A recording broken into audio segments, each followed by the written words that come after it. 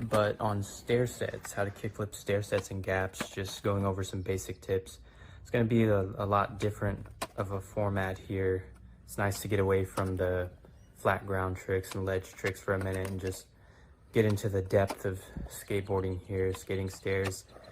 It's a beautiful thing, and it's mostly mental. I would say that probably 90% of it, if not more, is really just a mental task, because the rest of it is the physical aspect of it that you already know how to do, right? You should already know how to do a flip trick on flat ground or on a hip, or just have the basic mechanics of it before you start taking it down larger stairs and gaps. But before getting into the video, I'd recommend watching my video on how to bail safely on stairs and gaps. I'll put the link to that in the description below.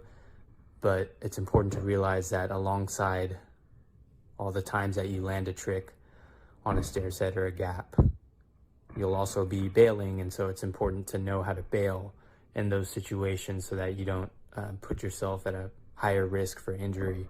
So I would definitely recommend to watch that one as well. But just to go over a few tips on kick flipping stair sets, it's important to know how to catch your kick flip.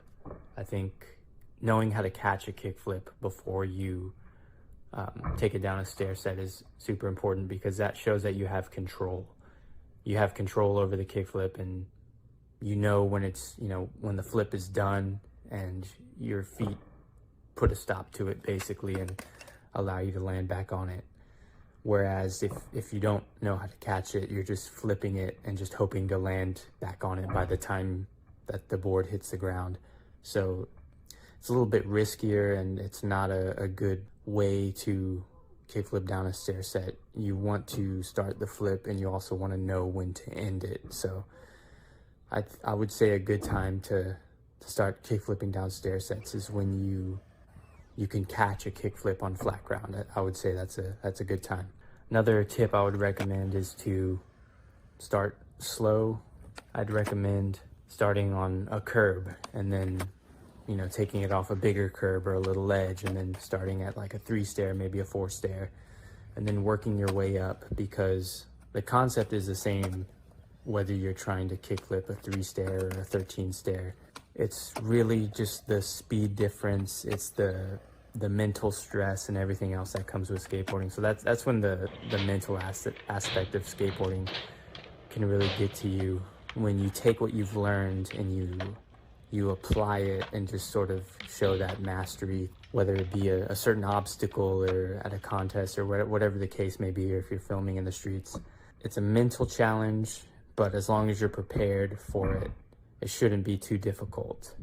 Another thing I wanted to mention was that the board may flip slower, especially if you're skating a big obstacle, and that's okay. You want to take advantage of that airtime that you have to just make it flip a little bit slower, and you can manage it better that way.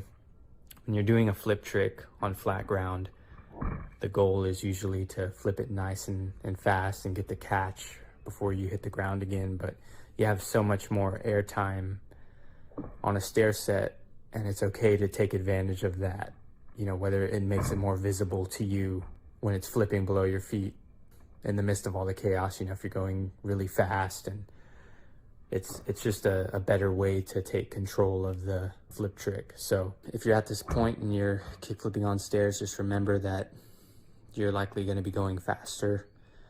It may feel a little different, but the concept is the same because the flip trick is the same. It's about knowing how to prepare yourself on a bail.